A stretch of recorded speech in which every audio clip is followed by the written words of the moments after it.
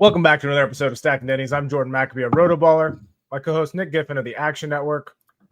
We're getting right to it. Wine About It, presented by RotoBaller Winery. NASCAR, I have a proposition for you to make some money. You're going to make a t-shirt, and all it's going to say is, I'm an idiot. And you're going to sell it to every single one of these fans that believe anything you say about the ending of the Chicago Street Course, because it takes a lot for me to be this severely disappointed in the officiating of NASCAR in this sport that I spend significant number of hours of my life dedicated to every single week. But the ending of that race was absolute bullshit. Even more bullshit was their reasoning afterwards. So Cody Ware slams into a wall head first, 100 miles an hour. 2 laps to go. SVG is leading by a decent margin. He's going to win the race. 30 seconds later, he takes the white flag. Cody Ware still sitting in the wall. We all know that should have been a caution immediately. I mean, he called for help over the radio. SVG takes the white flag, which will end the race then when a caution comes out. Soon after that, NASCAR decides we're throwing the caution. Race is over. SVG is the winner. I don't care that SVG is the winner, which I know a lot of people were kind of like, they thought they gave the win to SVG. No. The fact of the matter is there was weather coming. NASCAR didn't want to make a decision, have something screwy happen in this race. They waited to throw the caution. The worst part is in the days that followed and in their answers to the media, it has been, we did not see that Cody Ware hit the wall that hard. We did not see that impact was that bad. We did not see this. The day before on Twitter, they got on there and showed up their entire setup for race control, which included 30, 40 TVs, 2 specific camera angles pointed directly at that fucking corner that Cody Ware hit, and they didn't see it. They have in-car cameras of every single fucking driver, and they're saying that they didn't see that? Absolute fucking bullshit, but I'm the fucking idiot now because I'm still watching this damn sport. That's my whine about it. We both had the same whine about it, obviously. It cannot be understated how horrible of a look that is for NASCAR. I can't underscore. This is one of the most egregious things I've ever seen in NASCAR. Mm-hmm. And we've seen some egregious things. There are only 3 options here, and none of them are good. One of them, and you talked about this, was they wanted to get it in before the weather, which is not a valid reason. If it's a caution, it's a caution. The other is, the second, I should say, of the 3, is they rigged it for SVG, which, like you said, some people were saying, I don't really think they did, but, some people are saying they did, blah, blah, blah. Also not a good reason. And the third is just complete incompetency, that they just missed it somehow. Which is also not a good reason given their setup, and they had people watching cameras on every corner. And so all 3 of those options are horrible for NASCAR. And I tweeted this out because Bob Pockris said, the reason they stated was they didn't see it. If you actually didn't see it, then you just admitted that you can't see a potential severe wreck where a driver could be injured. That is not acceptable. If you cannot see that, you should not be racing there, or you need to figure out a fucking way to never let that happen again, because that is completely unacceptable. That's not acceptable if you're Cody Ware and if he's actually injured. Imagine if he was actually injured and they waited, like severely injured, and they waited 45 seconds or whatever it was to throw the caution. That is precious time if it happens to be life-threatening. I know we don't really get life-threatening incidents these days, which, thank God, safety of the car, safety of innovations of tire barriers or safer barriers and all sorts of, driver safety devices. But it is absolutely unacceptable to Cody Ware to be put in that position where you're hurting, and NASCAR is just letting you sit there while you're hurting. That is horrendous. I have never seen that in motorsports since the development of safety these days. I've never seen something like that where they see such a severe wreck and they just wait. IndyCar instant caution. The safety car is there within 10 seconds. Not 35 seconds to caution, and then the safety car gets there another 30 seconds later. Somebody did the Cody Ware in-car video. It took 1 minute and 8 seconds before human hands were actually on Cody Ware from the time of impact. 1 minute and 8 seconds. That's not acceptable if you're severely injured. And like I said, an IndyCar, 10 seconds tops, typically. Maybe a little more at a rotor street course just because of the way things can happen. But, 15 seconds, and the caution's immediate if they see a massive wreck. I don't know what to buy from NASCAR. They say they didn't see it. If you didn't see it, that's absolutely horrendous. And everybody in the tower everybody in that whole thing should be fired. Absolutely. If you did not see that. If you didn't see that. And it's not good, man. It is not good. And the year before, Kyle Larson hit that same spot at that relative same speed, and they instantly threw the caution. So I don't know why they waited this year, period. And then you look at the damage to Cody Ware's front bumper. Well, we were waiting to see if he could get out. The car was fucking dead. He's not getting out of that. Look at how horribly mangled the front of that car was. I think I read somewhere that was the hardest hit in the next gen era. Hardest head-on hit in the next gen era, yeah. Which is saying a lot because we just saw Alex Bowman hit head-on a few weeks ago and we saw Kyle Larson have one. I think it was at maybe Texas or something. That was ridiculous, or it was Atlanta, I think. One of those two. It was actually upsetting to me as a fan. Not from a race manipulation standpoint or anything like that, just from like a common sense standpoint. You just have to throw the caution there when a guy is buried deep in the barriers. And then to give the excuses of not seeing it is just unacceptable. Yeah. As soon as it happened, I was mad. And then I knew the continuing in the days afterward and what they were going to say was just going to pile on and make it worse because this happens every single time.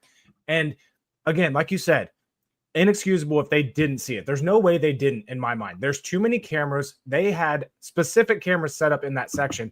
Not to mention, they had two people sitting there right where it happened, throwing the local caution. One of them had a fucking radio. Like, there is no way that they did not know immediately to look at that section of the racetrack to figure out what happened. And like you said, thank God Cody Ware isn't physically hurt. We don't know if he has a concussion or whatever. I would not be surprised if it came out that he has some sort of issue from that. That was a nasty, nasty hit. And at minimum, he had the wind knocked out of him. At minimum, because he came on the radio and said, need help.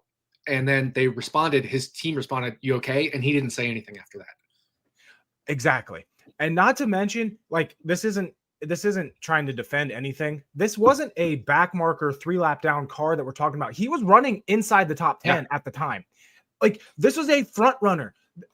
This is just completely like it. I have lost all faith in the officiating of this sport. And I know I tweeted about it on Sunday. It reminded me exactly of the weather situation at Indianapolis when Casey Kane was gifted the win of the Indy or the Brickyard, because it's the same thing.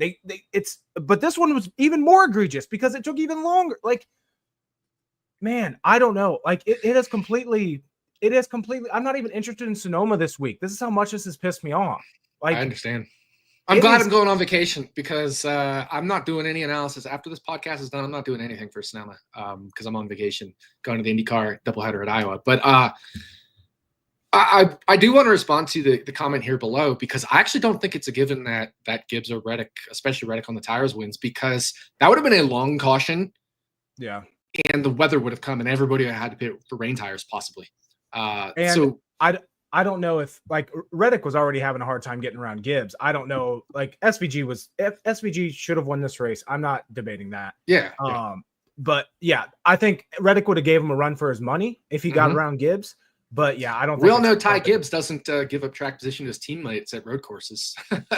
you know exactly. Yeah, Christopher Bell at Coda last year. So yeah, I don't know, because heck, that may have ended the race if the rain came and was hard enough, and they just didn't get it restarted. It may have ended the race, but because that would have been a long caution. Cody Ware was buried deep. That car was massively wrecked. Tires would have need to be fixed. Probably have to red flag that. 10 to Cody Ware, get him out, things like that. But I don't know what would have happened, but what should have happened is the yellow should have come out immediately. That's what I do. Yeah.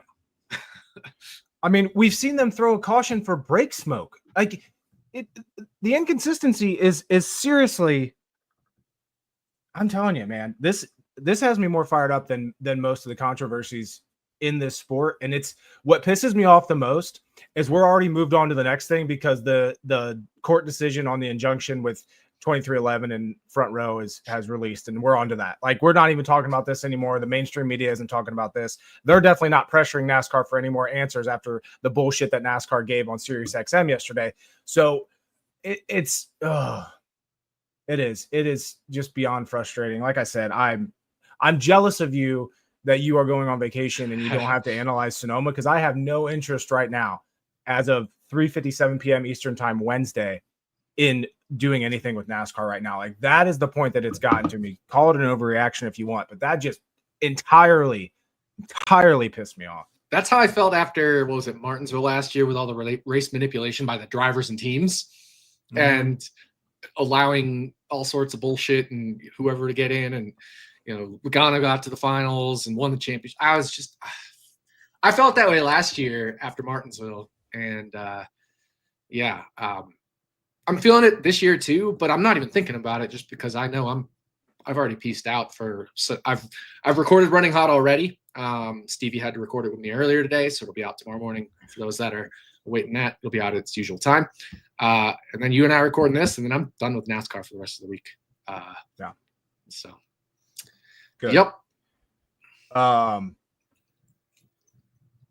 Yeah. It's one last thing before we move on. What if this was a playoff race? What if this was a championship race? And this is how it got decided. Like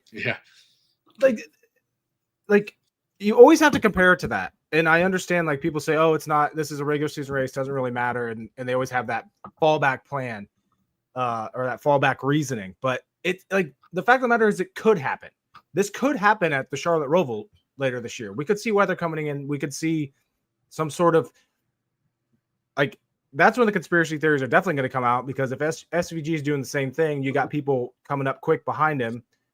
He's becoming a rising star in this sport. Oh, we can get him, like, the conspiracies will be, we can get him into the round of 8 if we throw a caution after the white flag. Let's do that. It opens the door of possibilities, and just, once again, inconsistencies that I just don't understand how they happen. Thank you, Luvabella Wines. Yes, I got my orange mimosa. So I'm drinking Brew Kettle Major Lager, but I always have my purple Brew Kettle logo up here too, Jordan. I know. That stuff's good. Some good things out of Chicago Street Course. SVG gets his second win of the year. Ty Gibbs gets a good run. Denny Hamlin comes away with a top 5 finish. Austin Hill in that 33 for Richard Childress Racing gets a top 10 after I'm pretty sure he dumped Chase Briscoe there at the end. They never really showed it, but I'm pretty sure he did. Catherine Legg ties the best ever finish for Live Fast Motorsports off of a super speedway with a 19th place finish. Suck it, haters. Chris Buescher comes back from just like Mr. Automatic Top 10 at a road course. And you remember last week on our show, I said, I'm going to regret not betting him plus 140. And then Sunday I did. I was like, I regret not betting him because he looked good all weekend. Good qualifying effort, which doesn't happen a lot. Good practice. Has those battery issues. He rebounds for an 18th place finish. William Byron, not a good weekend. Finishes dead last. That's 5. I think the last 5 races have been awful for him. Pile up early in the race, takes out a bunch of pretty good cars, including Todd Gilliland, Will Brown, Brad Keselowski, Carson Hocevar. We saw some beef between Alex Bowman and Bubba Wallace. Bubba Wallace racing pretty aggressive, and he gets dumped by Bowman. Ross Chastain and Joey Logano have some more issues. There was a lot that happened in this race. But overall, I mean, I don't even know how to rate this. I'm so biased. I can't rate it as a good race. I withheld from actually voting for it. But overall for the race, Nick, what do you think? I voted no. Race manipulation, unintentional. I don't think they intentionally let SVG win or intentionally just, this, that, or the other. I think it was a combination of incompetency and, like you said, potentially the weather stuff, but I voted no. And not because the racing wasn't good. The racing was good, but Carson Hocevar canned half the field on lap 4 or whatever it was, 3 or 4. And the dude is a menace. I mean, he clips the inside wall, smashes the outside wall, smashes flips around and then smashes the wall again. And they had to like repair the wall and throw a red flag because it bottled up the whole field. Just pretty dumb stuff there from Hocevar, who seems to be doing dumb things at road courses lately with Mexico City and Chicago now. So he's talented. We all know it, but he did Dakota too. He dumped a couple people. I made the comparison that on our show last week. He is like me driving like a NASCAR video game on a road course. I'm just trying to get through there as quick as possible, and I'm hitting whatever I can. Yeah, exactly. But his is in real life. Yep. I want to shout out Catherine Legg. She got so much faster throughout the weekend. She was running 94s in practice, ran a high 92 in qualifying, I think it was, and then ran a low 92 as her fastest lap of the race, which, to run a race lap faster than your qualifying lap doesn't happen a lot in NASCAR. So massive shout outs to her. She continued to improve throughout the weekend and took some of the worst equipment in the field and finished 19th, finished ahead of, more than half the field. Like you said, the best finish ties the best finish that BJ McLeod Live Fast Motorsports has had at a non-super speedway race. She's talented. She belongs here. She is not the best driver in the world, but she is talented. If you put her in a Hendrick Motorsports car, she would finish inside probably the top 10, top 15 at worst. She's good. Another for a road course, not ovals, I'm saying, but like for a road course. Yeah. Another shitbox that did well last week was Josh Bilicki in the 66. That 66 car actually. Bilicki was faster than Legg, but eventually Legg passed Bilicki. That shows how good she is in terms of speed over the weekend. And so keep going with Bilicki, but I just wanted to point that out. Yeah, Bilicki, I like usually that car, I don't know if they got a new engine or what happened there, because usually they're about 3 seconds off the pace no matter where we're at.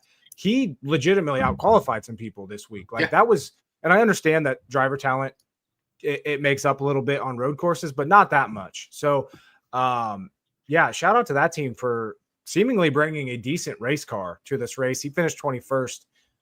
So solid effort there for both the shit boxes there of the typical shit boxes of the 70s. And honestly, Cody Ware had a good race too, right? So yeah, until the incident, but and even, I mean, Austin Hill, like, yeah, well, that's not a shit box though, right? Like that's a RCR car. So yeah, and he's good at road courses. So yeah, I guess more he's the shit box of a human, whereas they're the shit boxes of the equipment. Can't disagree with you there. Not an Austin Hill fan, but you have to, again, I'm not a Carson Hocevar fan. I'm not an Austin Hill fan, but you got to recognize talent when there is talent at the same time. Right. Absolutely correct. But SVG gets his second win of the year. Favorite all weekend, got the pole, swept the wins, Xfinity and Cup. Here's a question for you. Is SVG good for NASCAR right now? I don't. I'm going to be the bad guy here because there's a massive section of Twitter that thinks SVG is the best thing since sliced bread, and I'm not even talking Joey Logano sliced bread. But I'm not an SVG fan. Interesting. I don't. He was brought here to do one thing and one thing only. He's improving on the ovals. I just don't. I recognize the talent, obviously. But I just think now it's become like, can we beat SVG at road courses? Yeah, we used to have the road course ringers back in the day, but they were 1 or 2 offs, right? They raced 2 or 3 races a year, 1 race a year, depending on what deals they had, and they never won anyway. Like Boris said, never run a cup race. Ron Fellows never won a cup race. Robbie Gordon ended up being a full-time driver, but still only won 2 road course races, that kind of stuff. Marcos Ambrose won what? Yeah, the road course ringers ended up turning into full-time drivers. And aside from Juan Montoya, who again also didn't win an oval, but at least Montoya was like good. Robbie Gordon was good too. He just ended up in inferior equipment after his RCR days. But and Robbie Gordon did win an oval. But I'm talking like pre those days, even like the 90s, where you had the road course ringers. They still never won. So it's just like, now SVG is winning and kicking everybody's ass, but that's all he's doing. And I don't know. I don't love. A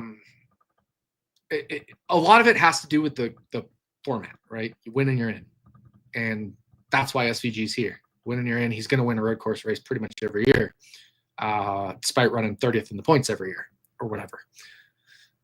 If you remove the road course races, SVG's 27th in points, but if you remove the road and street course races, he's outside the top 30.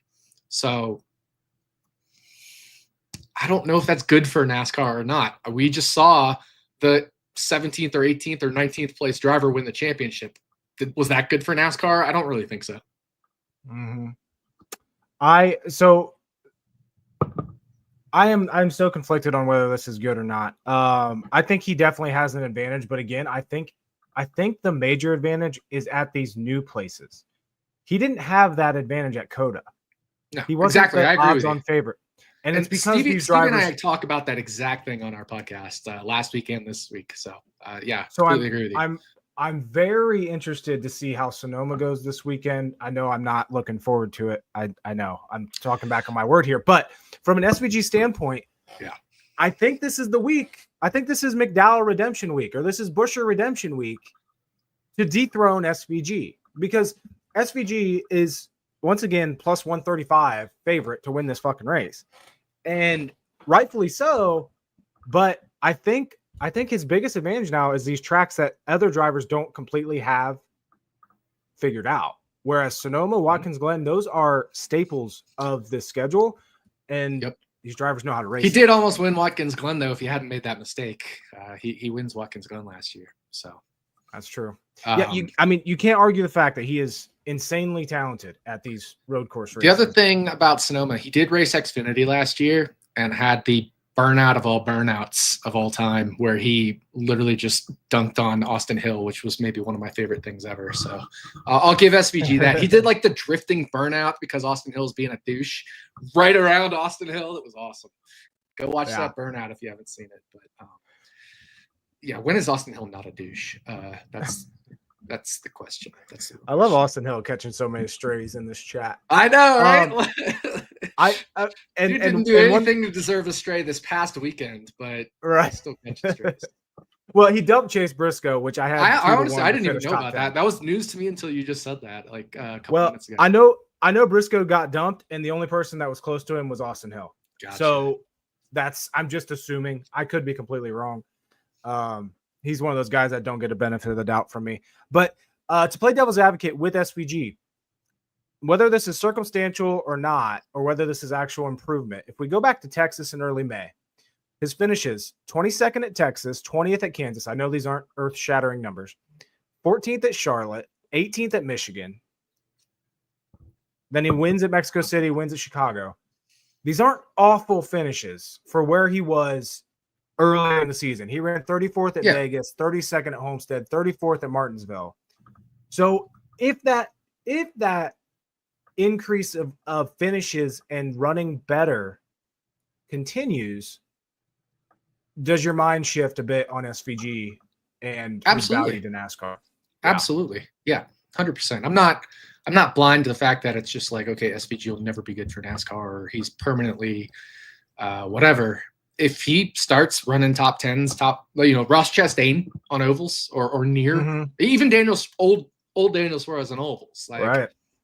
That's a lot better. Yeah. That's acceptable. I just have a hard time with the outside of top 30 driver, not counting road courses and street courses. Currently sitting fourth or something in the playoff standings, fifth. He is fifth in the playoff standings right now. Yes. Ridiculous. And with another win here at Sonoma, a stage win, let's say he gets 6 more points. Yeah. I mean, he wins Sonoma and he wins Watkins Glen. He could go into the playoffs with the most points of anybody. It would not be surprising. Probably not, because you're going to have your Larsons and Hamlins winning a couple more races, but he could be top 5 for sure, which is a little silly. But you said Chris Buescher redemption week, Michael McDowell redemption week. Kyle Larson redemption week. This is a great track for him. Chase Elliott, great track for him. And I know we're getting ahead. I don't know where we are. Normally we do last race standings. Next race. Right now we're last race. So let's go. Let's go to the standings now. I guess. Right. Yep. Okay. So playoff picture, like we said, SVG is in. We knew NASCAR fucked us up, man. I know it does. It has us so off. Points battle's getting tough, or getting close now, or it's still close, I guess. Bubba Wallace and Ryan Preece. Bubba Wallace is now on the bubble, +2 over Ryan Preece after his little issue with Alex Bowman at the street course, and after what looked to be a top 10 day for Bubba turned into a bad finish. Allmendinger falls down 43 points behind the bubble. Kyle Busch is 46. So we're getting some separation here. Buescher's +35, Bowman's +39, then Tyler Reddick's a very solid +143. He has nothing to worry about, which we concluded a few weeks ago. But this last position is getting interesting, and as always, it's going to be interesting if this bubble moves up. William Byron has another awful race, and all of a sudden we have a 3-horse race for the regular season championship. William Byron still leading, but only 13 points over Chase Elliott, 19 points over Kyle Larson. Hamlin's 43 back despite one less race. Reddick's 48 back.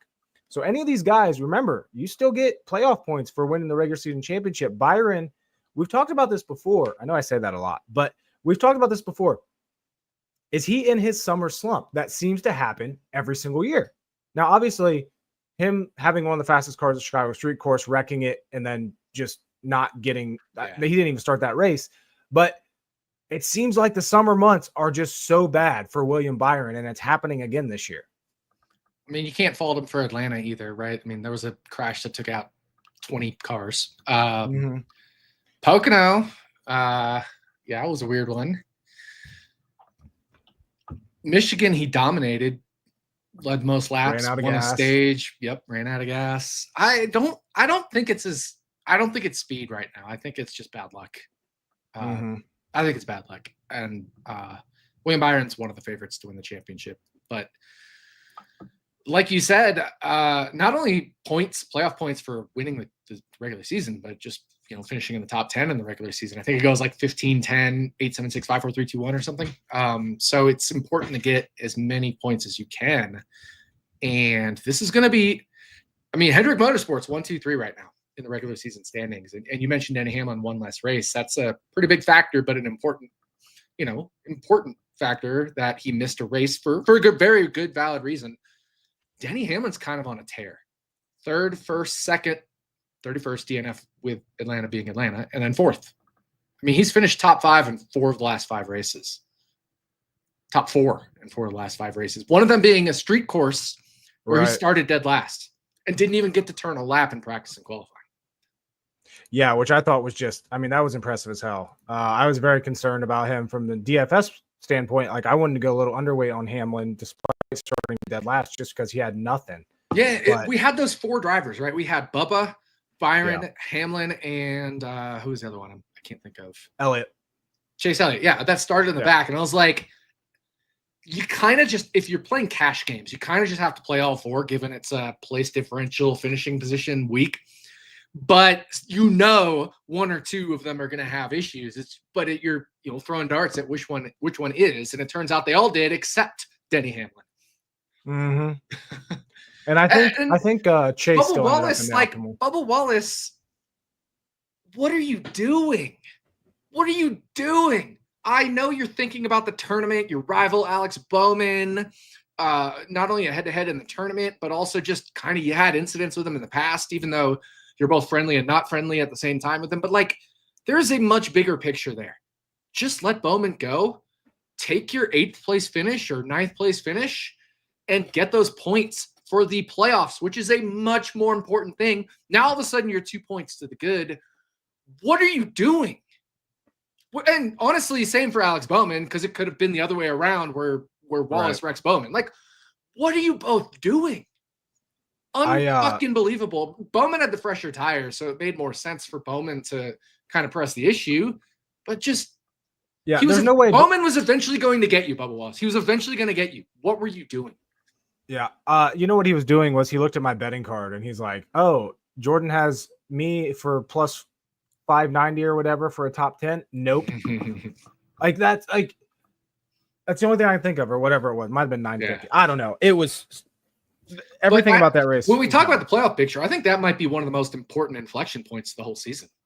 Oh yeah, especially if Bubba misses it.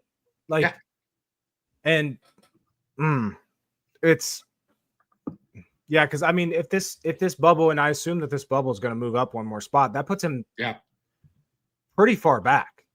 Yep. I mean, let's say he finished 28th. Let's say he finishes 8th, just hypothetically. Maybe that's 20 more points now.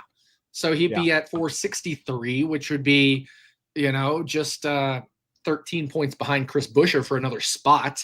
Not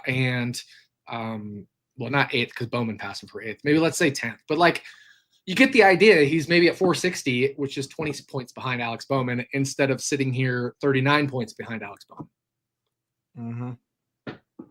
And like I said, I think there's a decent chance that we get another different winner this week. Yeah. If not here, Daytona, right? Watkins Glen can get one. We all believe the cut line is going to move up. Mm-hmm. Yeah. It's possible it doesn't. I mean, it's possible we get just repeat winners. SVG could win this weekend.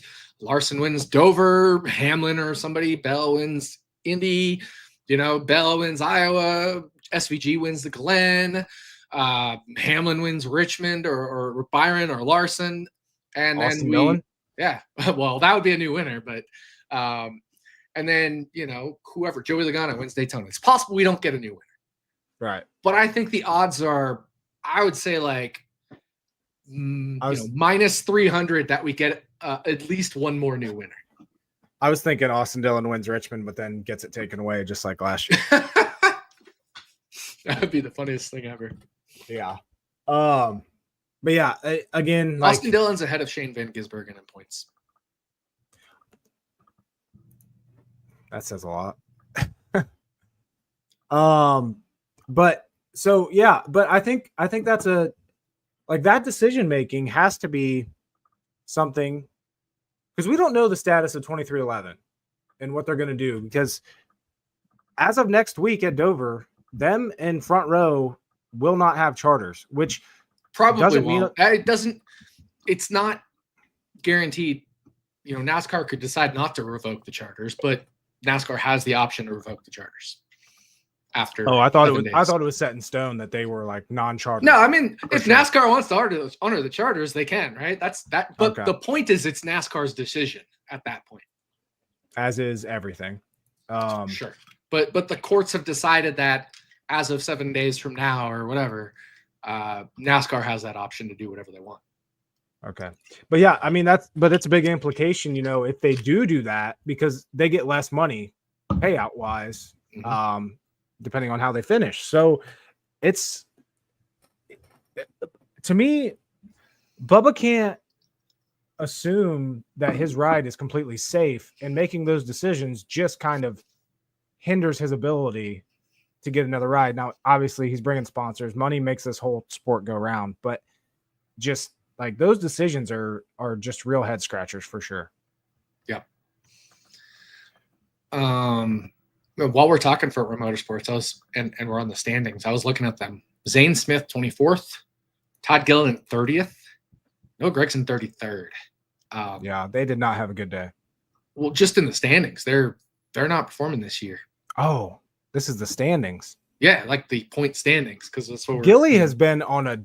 Gilly is similar to Byron right now, and his last month has been awful. Yeah, but so is Noah Gregson's. Yeah, Gregson's season has been bad, but yeah, so Gilly hasn't had a top 20 since Charlotte. With the charter situation, a court case impending, because all this was an injunction about the keeping the charter or not. It's not the final antitrust case. That's still to play out, and 2311 and Front Row Motorsports still very confident they're going to win the antitrust case. This was just about, can you keep your charter right now or not while the case is going on. But with all that still to play out, and Front Row Motorsports not really performing, you have to wonder what's going to happen with Front Row Motorsports going into 2026. Mm-hmm. Also 2311, but Bubba Wallace has a long-term deal. Tyler Reddick has a long-term deal. Riley Herbst has money. There's much less intrigue on the 2311 side than the Front Row Motorsports side.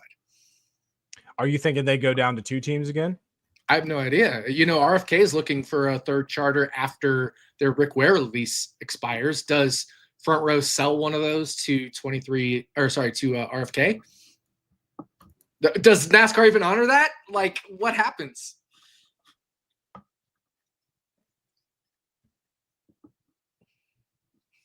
I'm trying to look up. Yeah, all drivers have multi-year deals, but we know that those mean nothing. But yeah, there's they mean nothing, but at the same time, they do mean things, which is, I think, what we talked about last week with Justin Haley and Daniel Suarez. I saw so many people talking about Suarez taking over the 7, but that's not happening. Haley brings money, and Spire would have no reason to buy out his contract, even though Suarez brings money too, because then all you're doing is you're paying to basically bring in the same money. Right. No, it's something to keep an eye on, and obviously it's going to continue to be a big story as things keep going on there. Yeah, it's going to be an interesting silly season, but it hasn't really kicked off yet. I think the Daniel Suarez, people feel like it kicked off with Daniel Suarez, but that was non-news because we all knew that was coming. Silly season hasn't hit yet, and it hasn't hit in IndyCar yet. It's like this time last year, things were already going crazy. We've had a lot of nobody knows. The IndyCar season ends next month. Their final race is at the end of August, and we don't have a silly season yet for IndyCar. NASCAR, we don't have a silly season yet, but last year at this time, we already had things going on crazy. It's going to be an insane end to the season for both of them. Why did I not realize that IndyCar season is so much shorter than NASCAR's? IndyCar doesn't want to compete with NFL. Oh, that's kind of smart. Yeah. All right, you got anything else for these standings? Let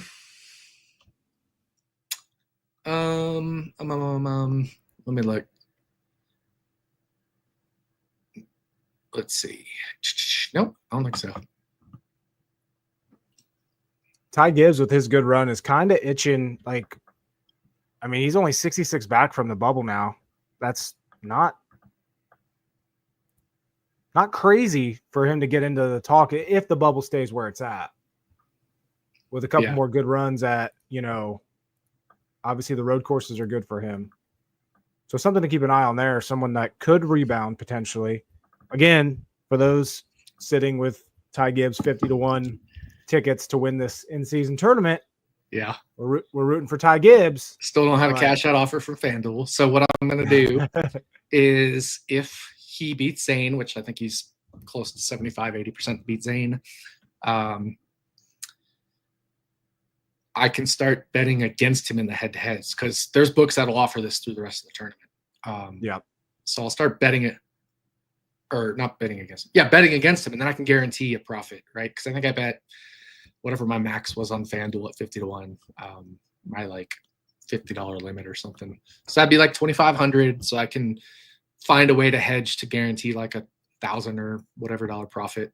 The only thing I have in the standings is it makes me happy that Ty Gibbs is going to make you money in some way or another. Yeah. So, there are 3 drivers, I think 4 drivers. 1, 2, 3, 4, 5. There are 5 drivers that have run exactly 3 races this year.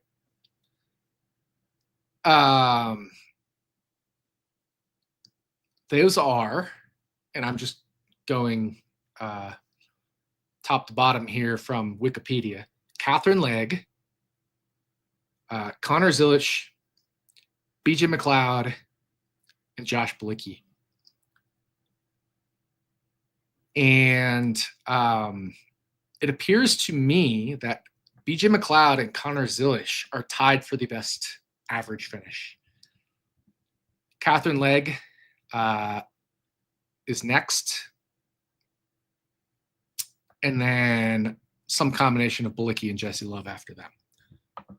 So just wanted to throw that out there, that Catherine Legg is middle of the 5 for the haters. But BJ McLeod is tied first as well with Connor Zilich. That's what race did McLeod finish good at? He was 16th at Atlanta. Yeah, okay. That makes sense. Huh. Now it's super misleading, right? Because Zilich was fucking amazing at Coda, but got wrecked out, finished 37th. Right. But he only finished 23rd at Charlotte. So BJ McLeod has had in aggregate the same finishing average as Connor Zilich. So there's my final point about the season-long stuff. Jimmy Johnson's only run 2 races. Yeah. And he has more points than all of them, I think. Maybe. Yeah, because of the 3rd at Daytona. Yep. All right, we're on to Sonoma. Toyota Save Mart 350. A little bit longer of a race here, 110 laps on Sunday. Quick. I don't understand the scheduling here. You go from Mexico to Pocono to Chicago to California and then back to Dover. I shouldn't. Why not go Mexico to Sonoma? I don't get it. Yeah, the scheduling is weird. And wouldn't it make sense to have the road course trucks or cars in the trucks and go to another road course? I don't know. I just thought that was dumb. Yeah, I mean, you can only give so much. Like, I agree with you, but you can't make everything geographical. You can't just have them do like a loop around the country for the season, That's what Keselowski recommended that one year. Remember, he's like, do the West Coast swing, keep it so you're kind of staying in the same spot. Yeah, I mean, like I said, geographically, you want to have things close together for logistics and all that, but you can't just do that for the whole season. I mean, It's just not possible, especially with scheduling and weather and all that stuff. Like, you would think geographically similar places have similar weather, but like Seattle and Vegas, I know we don't race in Seattle, but let's say you had a race in Seattle and Vegas. Like, those are completely different weathers for a West Coast swing at the same time of year. Valid. But we're at Sonoma. Last 3 years, we've had 3 different winners: Daniel Suarez, Martin Truex Jr., Kyle Larson. Suarez probably ain't going to win this. Truex is definitely not going to win this. Larson's one of the favorites, but the favorite is SVG after winning Mexico City and last week's Chicago Street Course. We have a nice little road course swing here, so we're talking about the same guys every week. But average driver rating over the last 3 races at Sonoma, the best: Chris Buescher, 117.7. Michael McDowell, 108.6, which, unfortunate for him, we didn't really talk about him much talking about Chicago Street Course, but he looked to have something to say for SVG at Chicago. Now I've seen tweets of people saying that SVG was just playing with him and he wasn't actually trying to pass him. Obviously, it was very hard to pass at Chicago, but I think Michael McDowell had that good of a car. You look at practice speeds, McDowell was better than SVG in practice, just on overall speed, just average lap time overall. Michael McDowell was better. So I do think he had the second best, maybe the best car. But this, to me, is Michael McDowell redemption week. He knows what he had last week. He's great here at Sonoma. I think McDowell is on a mission. If wanting something guaranteed a win, I would be betting Michael McDowell right now. Let's say that. The practice stuff is ridiculous because they were different groups, and Group B had a clear advantage. So let's not go on that. Let's not go on that. Forgot they were different groups. That's a little silly. And I don't think SVG was toying with McDowell. I think he got beat on the restart. He was just kind of biding his time. There's no reason to press the issue. I think when push comes to shove, SVG would have beat McDowell. I honestly believe that. In a head-to-head dogfight there, had it just been that, I think SVG would have easily beat McDowell. I don't think he was pressing the issue. There was no need to right at the start. He didn't know how strategies would develop, how rain would develop, how the rest of the field would wreck themselves, Carson Osvar. But I agree with you for Sonoma that this is a fantastic McDowell week. We know he's going to be in the optimal strategy, unlike Buescher, who is the other guy here that when you talk about who's been really good at Sonoma in the next gen era, it's like, aside from the normal favorites and all the other big races, your Hendrick guys and stuff, it's McDowell and Buescher. Those are the next two. So it really does seem like a McDowell week. But I think there's a lot of competition this week. So I'm having a hard time just taking anybody outright. We've got McDowell, we've got SVG, Larson, Elliott, Buescher, which I know we talk about strategy, but if he just decides to go for the win, that puts him right in the mix. Suarez won here. But what about a Tyler Reddick, a Christopher Bell? I mean, there is still a lot of competition here. AJ Allmendinger, Kyle Busch has been awesome here in the next gen era, aside from the year that JGR shit the bed. Another guy that I'm on this week that I think I'm going to bet top 10 at plus 200 is Chase Briscoe. Yeah. I can't disagree with that at all. I mean, he's fantastic at road and street courses. So, yeah, I think Chastain had a top 5 here last year. I mean, and we've seen him win at road courses. We got a question here earlier that I wanted to go back to. Look at Chastain's results here. Man, 5, 10, 7, and 7. Yep.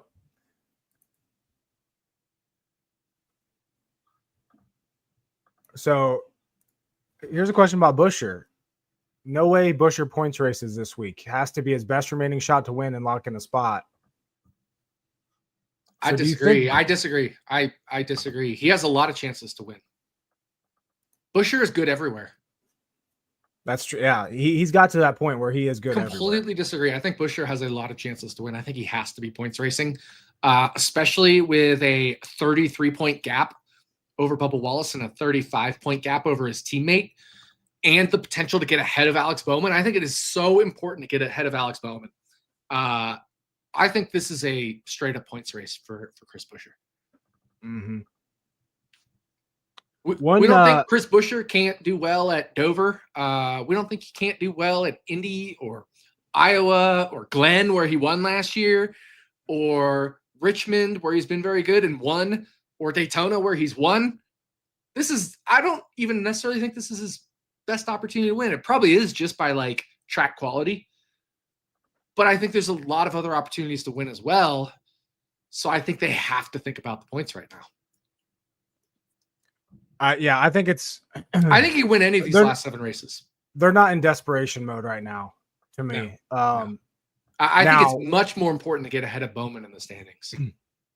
After their little stupid strategy call at Mexico City, I question whether they will take the smartest route, but I do think the best thing for them is going the points route. But I don't think they made a stupid strategy call because Mexico City. I'm sorry, I was thinking Chicago. Mexico City. Yeah, that was dumb. Yeah. But that was also rain, and that's a little different.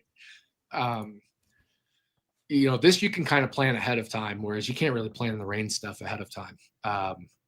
But I think if you go for the non-stage point strategy, going for a win and then you don't get a win, that could be much more detrimental than just getting what can get guaranteed and then still fighting your way back to an 8th place finish or something, because that'll net you the most points. Plus, Bowman's not great here. Bowman has finished like 15th and 15th each of the last 2 years. He's like he's like a 12th place guy on a good day here. Yeah, Sonoma's not his best track. So yeah, 15th, 15th, and 16th each of the last 3 years. 9th the year before that, 14th and 9th. Like he's at best a 9th place car at Sonoma. So if you're Chris Buescher, you can take the point stage the stage point strategy and still finish better than Bowman, which is the most important thing. That'll net you the most points over Bowman to get ahead of him. So I think you have to do the point stage strategy if you're Buescher. But like you said, right, who knows what they'll do. It also depends how the race plays out. If they're running second and like the best, like it depends on that as well. If you're running 10th in the stage, maybe you just flip the stage. Right. And the other thing is you do not need to flip stage 1. You only need to flip stage 2 because you're only going to pit twice. You're going to pit partway through stage 2, and then you're going to pit partway through stage 3, and that's it. That's the optimal strategy. So the optimal strategy is stay out in stage 1. And if you listen to Running Hot, I have a very important bet there. I'm not going to give it here because podcast will drop at 10 a.m. But I have a very important bet that I think makes a lot of sense because you're not gonna flip stage 1. The optimal strategy is to not flip stage 1. It is only to flip stage 2.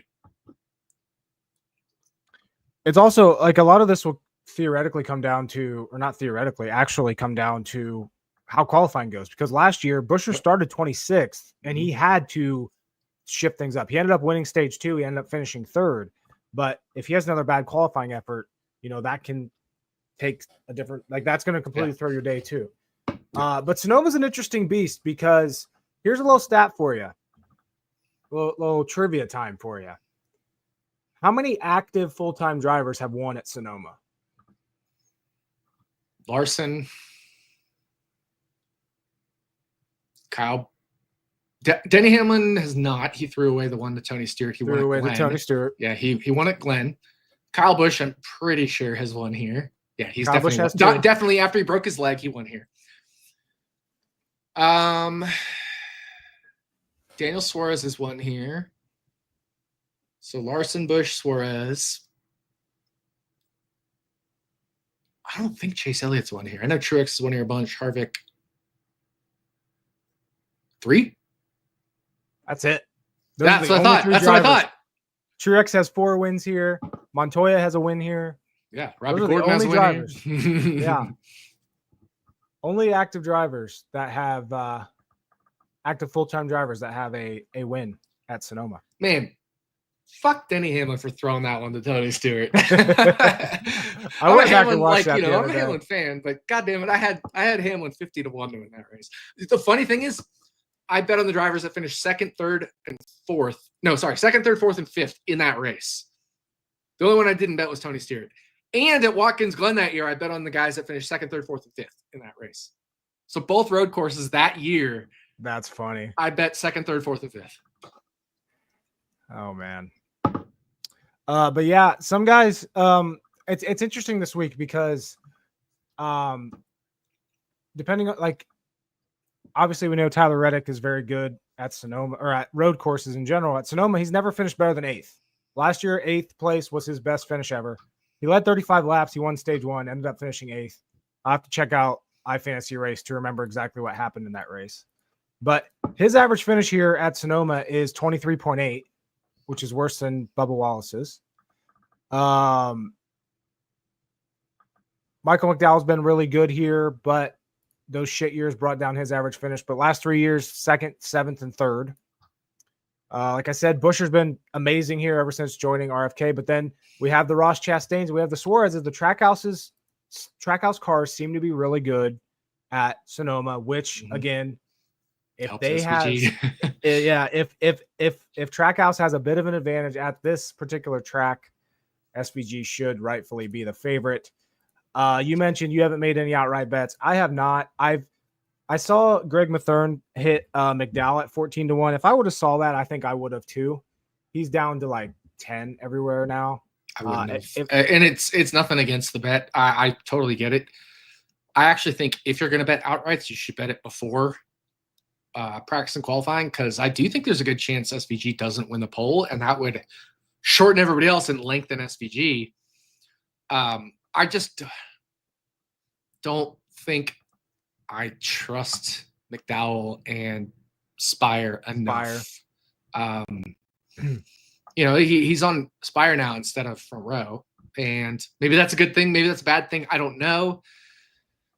But I just think this is such a hugely competitive field, and we talked about Trackhouse's advantage here, that I think the field catches up to SVG because they've all raced here before, but then they uncatch up because Trackhouse is so good.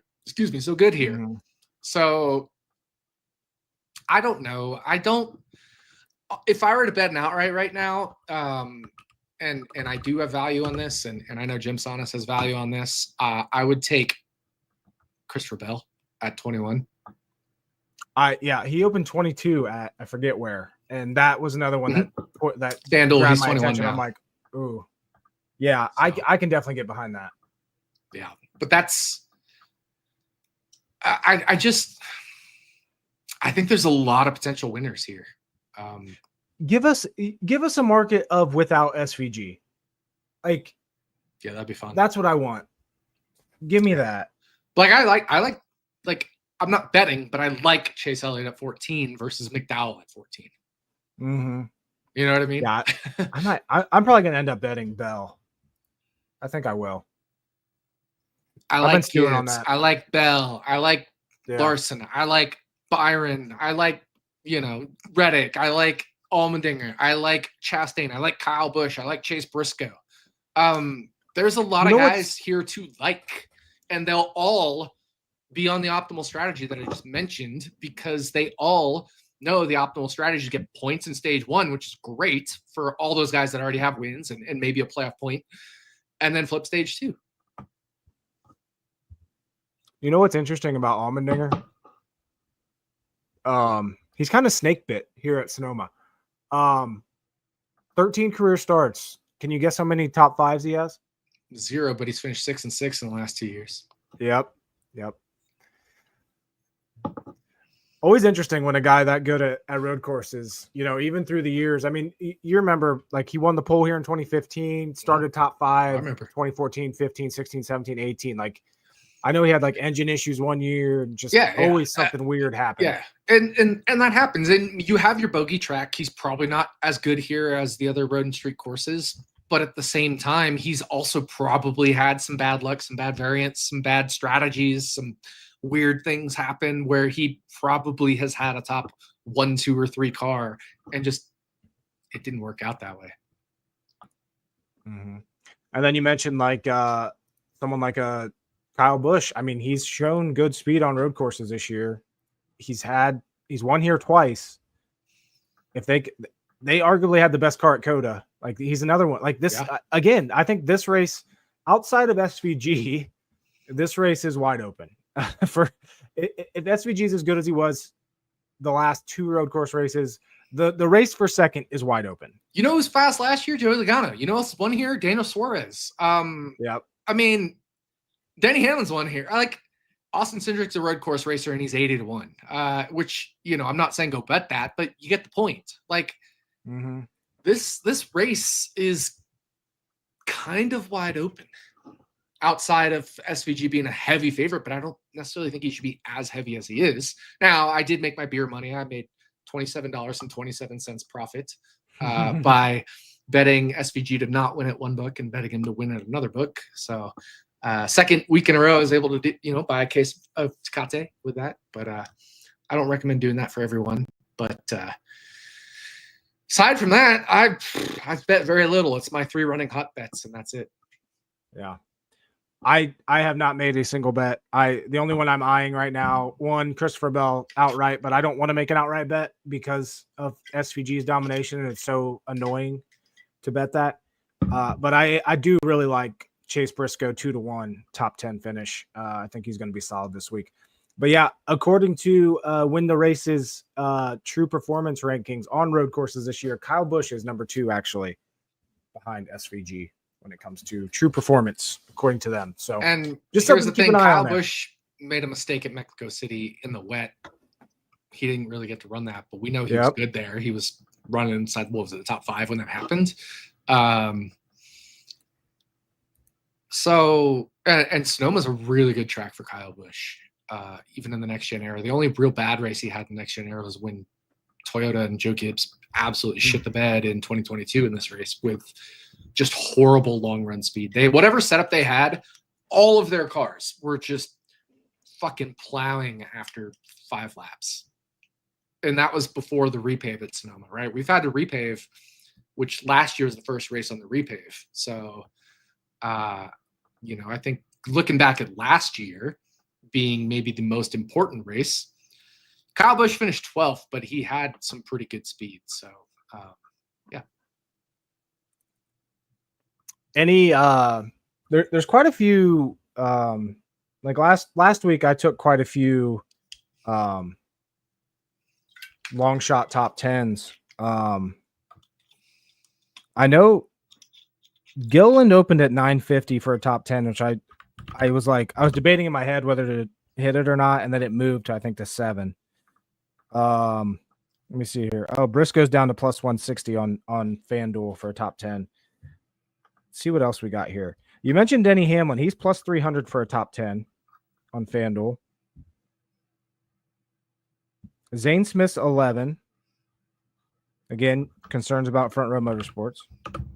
Cole Custer's at 12. Here's one's interesting, though. A guy that doesn't have an awful record at Sonoma, who could potentially sneak in and get a top 10 finish. He's 14-1 on FanDuel. Austin Dillon. 0 top 10s here in his career, but 1, 2, 3, 4, 5, 6, 7 finishes in the top 19. Mm-hmm. One thing goes right, could potentially. Again, I'm not betting it. I'm just, I'm spitballing here. Mm-hmm.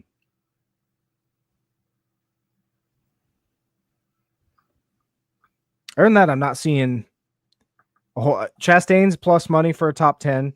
How about this? That's wild. He's plus money for a top 10, and he's finished top 10 each of the 4 races. He's been in good equipment.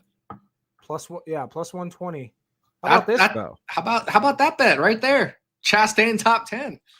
He's got the win in the bag, so you can go optimal strategy. How about this? I like that. I do like Chastain. Plus money, plus 120. Another guy right behind him, Ryan Blaney, plus 145. Last 7 starts at Sonoma. Here's his finishes: 7th, 31st, 6th, 10th, 3rd, 34th, and 9th. Yeah. Outside of the fucked up races, he's pretty much finished top 10 in every one of them. And don't forget, he had one of the best cars at Mexico City before he got put in the wall. Yep. Completely different racetrack, so tough to say how much that translates, but you look at his track history here and it makes sense. I think maybe the move is just Blaney and Ross top 10 and hope one of the 2 hits, right? And Briscoe. I'm not getting off my Briscoe horse. Yeah, that's fair. Yeah, I don't know. You start taking away equity there once you start betting multiple of them, because you need multiple of them to finish in the top 10 at that point. That's true. Yeah, those are definitely the best lines for Chastain and Blaney, because like BetMGM has Chastain at minus 120. FanDuel has him plus 120. And then, Blaney's minus 115 on DraftKings. I'm trying to find stage 2, but I don't see anywhere that has stage 2 winner. That typically comes up after practice and qualifying, but I think you got to go with these points racing drivers, because look who finished first and second in stage 2 last year.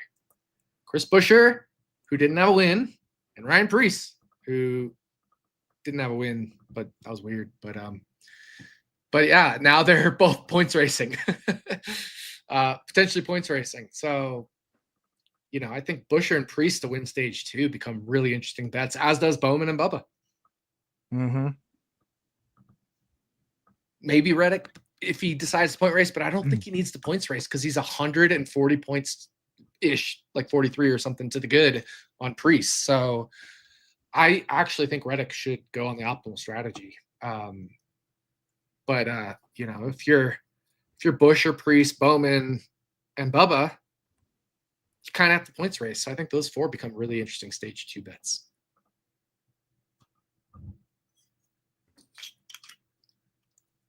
Do you think there's any value in the top Chevy market outside of SVG just because he's such a heavy favorite?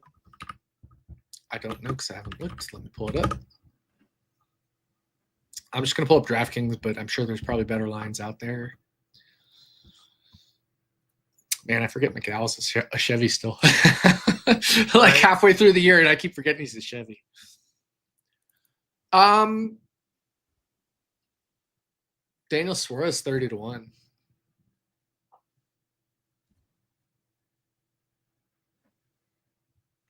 The dude's had speed here. The only reason he didn't finish well in 2023 was because he grenaded his car on lap 1. He ran the Xfinity race and won it, I think it was. And that's the H pattern. And he H patterned on the sequential in the Cup race on the first shift and grenaded his engine.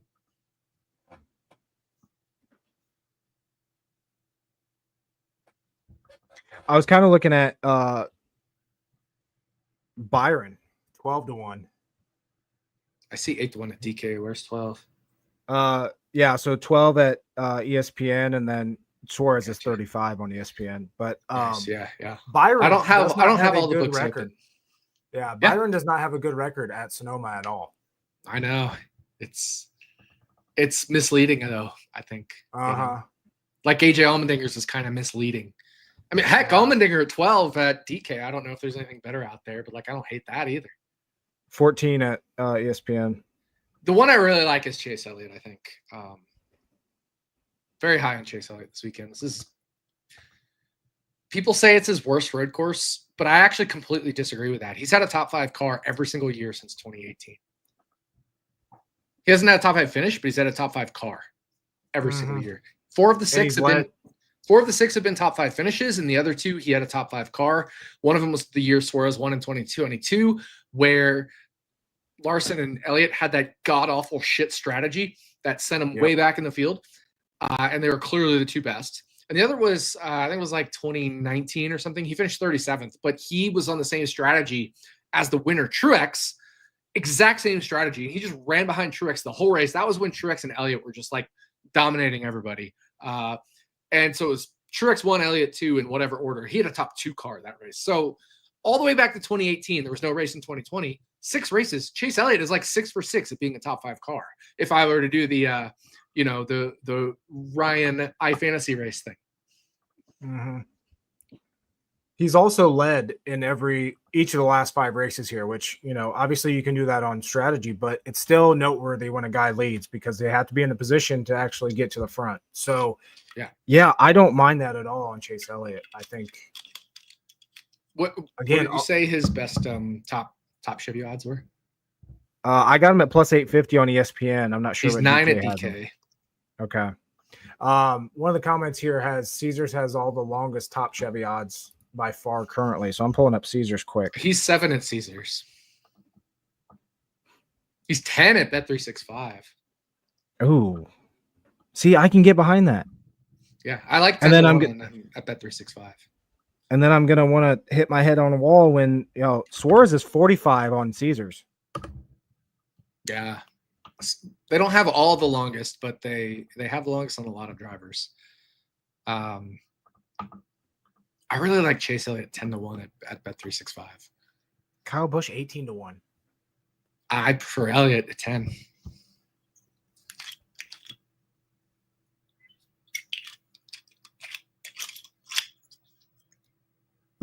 See, I want to bet this stuff, but I know it's going to frustrate me so much when SVG just goes just out and dominates. Yeah. I will say though, again, I think if you are going to bet it, early week is the time to bet it because if SVG qualifies third or fifth or sixth or whatever. He didn't win the pole at COTA, I don't believe. So if he goes out and just isn't the best, who won the pole at COTA? I'm looking. Qualifying. Yeah, Reddick. SVG started sixth at COTA. Like if he starts sixth, he's going to be plus 350 to win the race or something. I'm making up a number, but you get the idea. All of a sudden there's more, and that translates to the top Chevy market, et cetera, et cetera. All of a sudden, Chase Elliott goes from 10-1 to 5-1 in top Chevy market. If he qualifies third or fifth or whatever. Here's a bet you might like. Chase Elliott qualified third at COTA ahead of SVG. And last year at the at Sonoma, what did he qualify? Chase Elliott qualified fourth, right? So, and he was the fastest in round one. I kind of love Chase Elliott 10-1 top Chevy. Here's a bet you might like. Since you're on I prefer Chase Elliott 10 over Dinger 15 by a lot. Why can't I find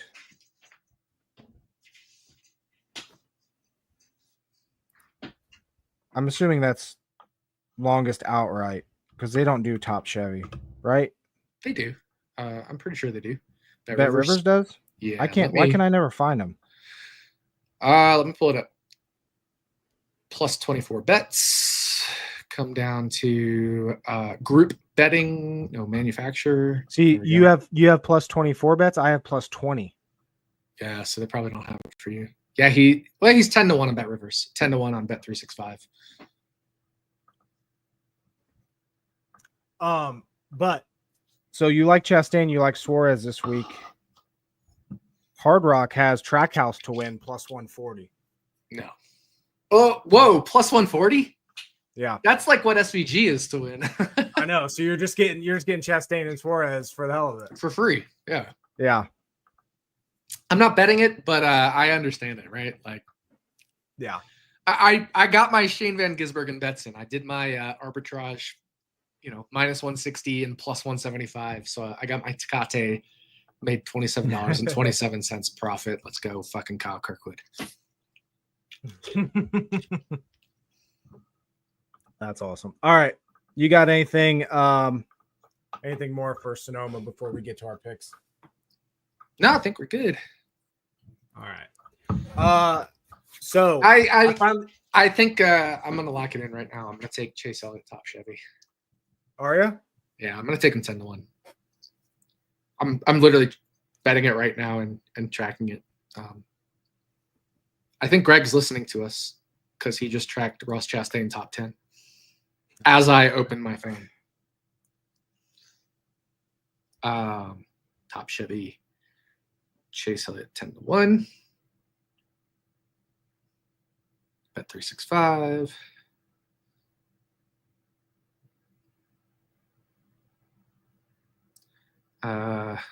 We'll do quarter unit on it. All right. I'm in on Chase Elliott. Now I need to do the app, the action app.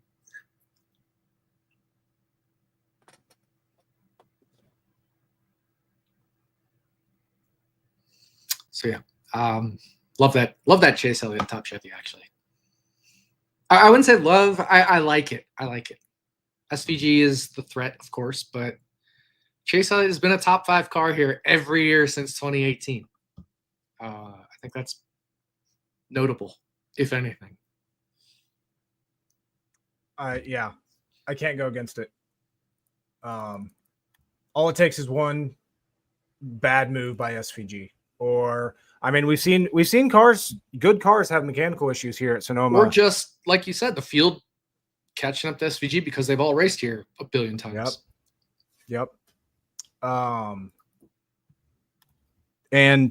like I said, like one aggressive restart. If Chastain qualifies second and SVG qualifies first, he could take him out lap 1.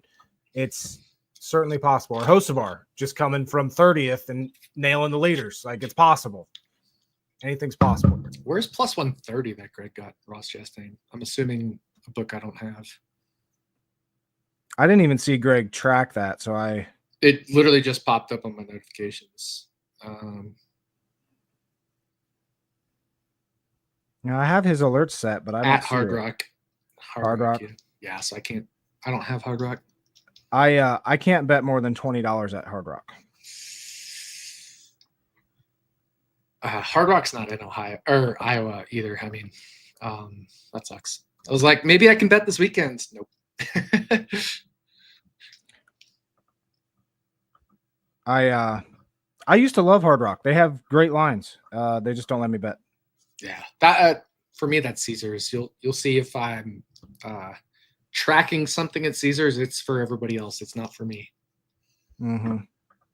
I'm officially, because of Robert Schwartzman winning the pole at the Indy 500, even though I bet him to win the race 500-1. Caesars banned me after not completely, just on motorsports. It's NASCAR, doesn't matter which series, Formula One, NHRA, IndyCar. I'm banned from motorsports at Caesars because Robert Schwartzman, who was 500-1 to win the race, won the pole. And that's what got me banned at Caesars after all these years. Anything with a tire, Nick can't bet on anymore on Caesars. Pretty much. I'll just take them for all their money's worth for Trey Tucker touchdowns this year. There we go. I can't wait for football season. Dude, I just did the Luck Rankings 3.0 update, and so I'm really excited about that. Yeah, NFL season's 2 months away. So, what do I do in my slow season? I figure out an even improved version of the Luck Rankings. I figure out an even improved version of Bet What Happens Live. I figure out an even improved version of all this other stuff that I need to do. So, yeah, it's my slow season. Yeah, I get a little bit more, I wouldn't say time off, but I'm not working 60 hours a week like I am during NFL season. I'm working, 35 hours a week or something. So it's a little easier in the off season, NFL off season, but NFL, college basketball, like that time of year is just crazy. And college basketball, NASCAR overlap, but once it's only NASCAR for me until NFL, I'm doing NASCAR and I'm updating everything I can for NFL. So a lot of stuff behind the scenes that I'm working on. So I'm really excited about that. You know what's funny is you actually came up in discussion last night with one of my friends, Todd. We were talking about just like the amount of work. Yeah, I wish. No, we were talking about the amount of time, effort NASCAR takes, and I don't know how you came up, but we started talking about you, and then I'm like, yeah, when NFL season hits, he's just fucking stupid busy because NASCAR overlap with NFL and everything else. So. I'm glad I just sit back and enjoy NFL season and don't do anything for that. But just tell my bets. I think it was like exactly 50 units last year on NFL. And hold up, we don't really talk about this because remember when people were like, "You're a betting podcast." No, we're not. But no, to the betting point, I'm plus 27-ish units now over the last 7 weeks in motorsports. So, the luck has turned around. I feel like all year I've been fantastic. I've had some completely horrendous luck in a couple of races. But last year I had a lot of bad luck, but I also wasn't just at my best. Like, I feel like I'm fucking nails right now. The whole season, I feel like I've been fucking nails. Even though I started out downward, I feel like this season I have been on fucking point with motorsports betting. This is a good example of ebbs and flows because I started off the season the hottest I've ever started off. Like the beginning of this season was stupid, and now you had the bad luck to start the season, and now you're equally as hot as I was, and I have the bad luck. It's like we flip spots. Yeah. I'm positive on NASCAR. That means I'm finally positive on NASCAR in the season, and I'm positive on IndyCar. So, like, that's good. You know what that means is, so you had your bad luck to start. I have my bad luck now. End of the season, we're both just gonna crush. Like we're both up. Yes. That's what's gonna happen. And it's funny because we're on the same page a lot. We just bet different ways and different strategies. Mm-hmm. But man, yeah, I like even last week, the only bet I lost, I've only made 3 bets. I made Zane Smith over Chris Buescher head to head. Plus, I bet at plus 190, but I'd had to track it at plus 165 because of later in the week, and I moved the line and all that stuff. I bet Ty Gibbs top 5 plus 220, and I bet Christian Lundgaard to win at 12-1. Well, Pelot did Pelot things and then ended up throwing away the race, but Scott Dixon won on fuel mileage, and that's how Scott Dixon always wins these days. But Lundgaard was the second best car. I will never be against betting the second best car at 12-1, you know? Right. Yeah. So, like, I'm just on fucking point right now. Motorsports is my life in the NFL and college basketball offseason. And video games and you know, and my family, my pets and stuff. I don't know if you heard during Wine About It, like Kurt was fucking screaming. He was whining about it too. I was gonna say, yeah, I didn't hear. I heard it more before we started going, but yeah, thanks for the backup, Kurt, because I'm still pissed off. Exactly. Yeah, I'm pissed too. But and I feel great about bets and where everything's headed. But I am taking this weekend off from NASCAR. I will be there for IndyCar, so I'll probably throw down a bet or 2 on IndyCar, depending on what I see Kyle here. Kirkwood. Dude, he won the last oval that we raced at. Honda has won the last 3 ovals in IndyCar, which probably hasn't happened in 5 or so years because of just Newgarden, Pato Award, Team Penske, etc. But Penske, man, they don't know what the fuck they're doing. To quote our president, man, they've been so bad this year. That I want to bet Kirkwood just because you're going to be there and I want to see him win. I'm going to bet Kirkwood, but I'm not going to track it because I don't think anybody should bet him. Do you think it's better if I was going to bet him right now? Would you rather I bet him now or wait till after practice and qualify? Now. Okay. Yeah, I agree with that. But I'm going to bet him. Like, I'm going to be there. I have to. Like, it's just my obligation. Yeah. But I'm not saying everybody else go bet him because I don't think everybody else should go bet him. Like I said, I bet Pato Award, and I bet Connor Daly. Those are the 2 I've tracked in the Action app. Those are the 2 I bet. I got a little bit better numbers on both, but I tracked them at those numbers because I moved the line. I moved the line on them, so I tracked them after I moved the line to the line I moved it to. Still thought they were good value, and now they're even shorter, and it had nothing to do with me. People bet Pato Award from 6 to 550, and I wake up today and I'll say it's 4-1, right? That has nothing to do with me. I bet Connor Daly at 40-1, tracked him at 25 because I moved the line. Now he's 14-1, and that wasn't me. That he moved from 25 to 18. Wake up or partway through today, I see he's 14. So other people are on them too. And I've seen on Twitter other people are on them even at those numbers, like 18-1 and stuff, or 5-1 on Pato Award. So it wasn't just me, but love the value we got on Award and on Connor Daly. But yeah, if you want more IndyCar action, follow my bets in the Action app. Follow me on Twitter, RotoDoc. But if you're listening, you're already following me anyway. Yep. All right. Picks to win. Start there. I finally got another win. Second one of the season. If anything turned around, I got my second win of the season. SVG at Chicago Street. Now the question is, do I pick him for a second week in a row? I don't think I can. I don't want to do that. And I know we don't have an agreement to not pick the same, but I'm going to leave the door open for you if you want to pick SVG. If you want to. Who did I pick last week? SVG? You picked Christopher Bell, who finished 24th. Oh, brutal. Yes, you had a little bit of my luck there, but I finally broke my streak of 3 straight finishes of 27th or worse from my picks to win. So let's see if we can keep this going. I'm going to go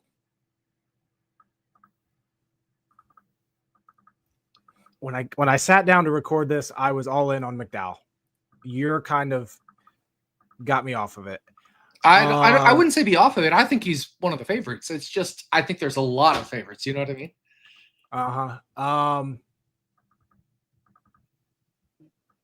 Fuck it. Stick with my guns. Michael McDowell. Yeah. I don't hate that pick. I was just more saying like I have a hard time betting on him because I think it's wide open. Mm-hmm. Yeah, That's all I was saying. I'm gonna take SVG. There we go. At this point, worst, I don't know worst on speed, he's gonna be a top 5 car. Right.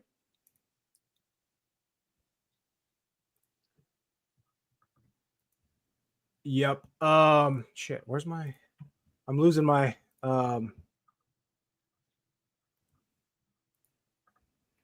My tabs here. All right, 36 for 36. I didn't even have it open. Damn it. I'm all off today. There we go. We both went SVG last week. And 36 for 36. So we both got 40 points. Not the max by any means because he didn't finish in any or didn't win any stages or anything, but not a bad points race for a guy like that. Now the question is, what do we do? We got 3 road courses left, so we got to be careful at what we do. So we both have Chase Elliott left. We both have AJ Allmendinger left. Yeah. We both have. I have Michael McDowell left. You have to take him. I feel like. That's exactly what I'm thinking. I'm doing like I did last week. I took SVG to win, and I'm doubling up, and I doubled up with him at 36 for 36. I'm going McDowell. Look, we only have you put it in mind. Thank you. Yeah, I'll double up on McDowell. Thank you. No, I took McDowell at Talladega. But I've also already used Chris Buescher. So that eliminates him for me. So I'm in a little bit of a weird spot, but I don't think right. Like if I go to Charlotte Roval, I can just take Allmendinger. So it really comes down to, well, what's the other road and street course race? It's Watkins Glen. Chase Elliott's good there, but I think I can find other values. So I'm taking Chase Elliott here at Sonoma, top 5 every year for the last 6 races here. So I'm taking Chase Elliott. And we know he's going to be points racing in stage 1, which helps too. Because everybody's going to be. There's no reason to not to flip stage 1 essentially. Mm-hmm. Yeah, he was my second choice. But yeah, I got to go McDowell here. Just from where I had him.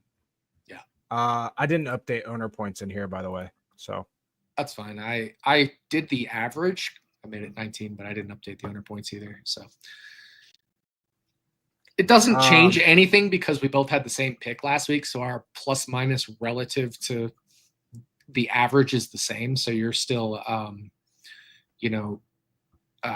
28-ish points ahead of me in expectation and 36 points raw ahead of me. Yeah. So current standings, 482 for me, 446 for Nick. Once we get through these road courses, I think we'll have a better kind of view on where we both stand with what we have left. I have a lot of the single digit numbers left. Like I have the 2 left, the 3 left, 4, 5, 7, 9. Like I have all the lower numbers. And you have a lot of the 10 through 20, like all those guys in there. So yeah, you have 8 points essentially, more of expectation so far. So I technically have the better drivers left, but it's only by like 8 points over the remaining, 17 races. Mm-hmm. So half a point race or so. Yeah. The 2, like just like last year, I think Daytona and Talladega could be what kind of make or break determine this. Yeah. So be interesting to see how the rest of the season goes. DraftKings wise, you got the win again last week. I had McDowell on my lineup, which he had a good race, was leading laps, and then had that stuck throttle Yep. This week, once again, we have very similar pricing to last week. SVG is 12,500. Now, SVG ended up being in the optimal last week because of how things played out. And had a comment here earlier that I want to. Okay. DFS question: SVG somehow at 12K was optimal last week. There's no way he can do that again this week. I think there could be a better opportunity for him to do it this week because I was gonna say I think it's more likely this week because the optimal stay out in stage 1. Yeah, and there's 35 more laps. Yeah, so more laps. I think last week was fucked up because like the mid pack of the field got destroyed with Hocevar, and the back half, like the shit boxes, still ended up being shit boxes on the lead lap. So like nobody really made noise. So it ended up working out for SVG because he led that whole last segment. I actually think it's more likely he ends up in the optimal this week. Mm-hmm. I don't think it's massively more likely, but I think it's a little bit more likely. Now, with that being said, because of how pricing is, you can stuff a ton of really good drivers here. Into a lineup. So I was playing around with this before it, so this is why this is going to go quick. Chase Elliott, Michael McDowell, AJ Allmendinger, Chris Buescher, Ryan Blaney, who I mentioned has top 10s in like 5 of the last 7 races here, leaves you 6,000 for pretty much anybody. I'm just going to, for shits and giggles, go. Give me Ricky Stenhouse Jr. Nice. Actually, I don't hate that at all. Yeah. I was thinking instead of so originally I had Stenhouse and then I went Bowman instead of Blaney, but I didn't really like that as much. And then I was like, oh, I could get Chastain at 84, but then I'd have to go from Stenhouse down to Riley Herbst now, or Ty Dillon or Josh Berry. I'm not going Josh Berry. Now, I did look up at Riley Herbst, 17th at COTA, 17th last week at Chicago Street Course. Could be a punt option. Just something to keep an eye on there. 2 top 20s in 3 road course starts this year. Could end up being a decent option. But I'm going with this. I'm going Blaney, Stenhouse. Obviously, Zane Smith, Noah Gragson could be options here. But I'm going to go Stenhouse, who tends to qualify really bad and still end up in the top 20 at road courses this year. So I'm doing that. I'm going the more central, stuff a lot of potential top 5 guys into a lineup and hope for the best. We're similar, but we're different, as seems to be most weeks. I think the 3 drivers I had first are 3 that you already had. So that's Chase Elliott, Chris Buescher. Did you have him? Yep. And Ryan Blaney. Blaney's good value this week at 75. I agree. I completely agree. But I did, instead of Stenhouse, I went Austin Dillon.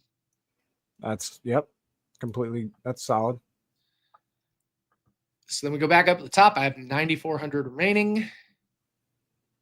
I think there's 2 drivers that average 9,400 right there. Gibbs and McDowell. Yep. So we ended up 4 of the same. And the thing I like about Gibbs and McDowell is they're both in the optimal strategy, right? They don't have wins. You know what's interesting is this is going to come down to I have Allmendinger instead of Gibbs and Stenhouse instead of Dillon. Those are the 2. Wow. Yeah. And, I mean, those are toss-ups, right? Like you might get there on Stenhouse with the qualifying would maybe be like the edge there. Yeah. But Austin Dillon, solid top 20 guy here every single time. Can't discount the finish points either at these. So, all right. Those are locked in. Current standings for the season. You grabbed another win. So you are now at 10 wins to my 8. You lead me in total 167 by 167.65 points. You have 2699.85. I have 2532.2. I'm going to pull out the calculator here. You said 167.65 divided by, we've had 19 races now. 18, 18 that we've done this, though. Oh, yeah. Okay. So times 19 divided by 18. So 9.3 points per race. Yep. That's in DFS. That's pretty fucking close. That's especially when we're doing this on Wednesdays before qualifying, before like knowing what the actual strategy should be, or the top one. So yeah, that's fun. This is a good add to the show this year. I agree. I like it. I think it's fun. All right, you got anything left for Sonoma, or you get on a jet plane and head to Iowa? Leaving on a jet plane. No, I don't have anything else. What I will say is super excited for the Iowa doubleheader at IndyCar. You know how for NASCAR, right? We race at Iowa too. They like halfway repaved Iowa and really kind of ruined the racing, at least for IndyCar. I feel like NASCAR was okay, but they ruined the racing for IndyCar last year. But we had a test at Iowa. They're changing the aero, the engine horsepower, and the tire. So hopefully produce better racing. You know what they're doing? More horsepower, less aero, like everything that NASCAR fans want. That's what IndyCar is doing right now. It doesn't mean it's going to be better. It doesn't mean it's going to be better, but they're trying. Right. I can't wait to see what this does. They're trying. So I have to hand IndyCar that. They're trying. The drivers are not optimistic, but those are all the changes that NASCAR drivers want. More horsepower, less aero, the tire being different, less contact or more wear, that kind of stuff. Like, they're trying. I don't know how it's going to go. I might see the two most boring races in the history of IndyCar since IndyCar left Richmond, which were the two most boring races in the history of IndyCar. But we'll see. At least I'll be there. I'm trying to find the best line on Kirkwood right now. It looks like it's 12. 12 or 14, I would guess. Yeah, it's 12 at DK.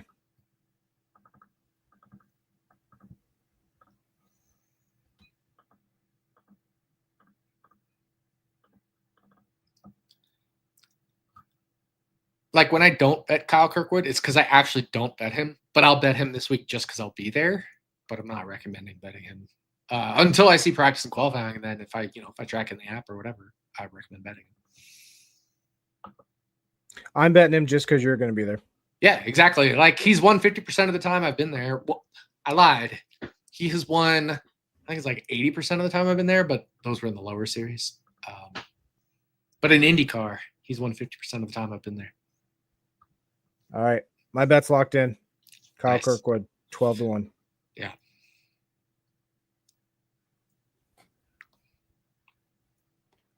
Oh, yeah. All right. You enjoy Iowa. I'll try to enjoy Sonoma. Maybe try to enjoy NASCAR right now. Yeah, exactly. Yeah. I had a lot to say for somebody who's going on vacation, not watching this race, and pissed off at NASCAR. Yeah, right. We still got to do what we got to do, right? That's right. We're still here to still fun analyze this stuff. So, all right, everybody enjoy. Hold the on, race. one more thing. You know how much shit we give Daniel Hemrick for winning once or twice? Nico Hülkenberg in F1 started like 290 races, has never been on the podium until this past weekend. He got his first ever podium finish. Congratulations, Nico Hülkenberg. Did he get it in a fluke way or was it legitimate?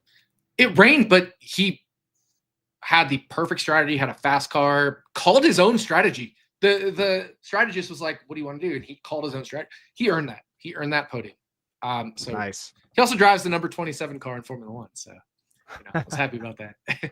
But nice. One final shout out before we end Stacking Dennys. But check out RotoBaller. Check out the Brew Kettle, Action Network, RotoBaller.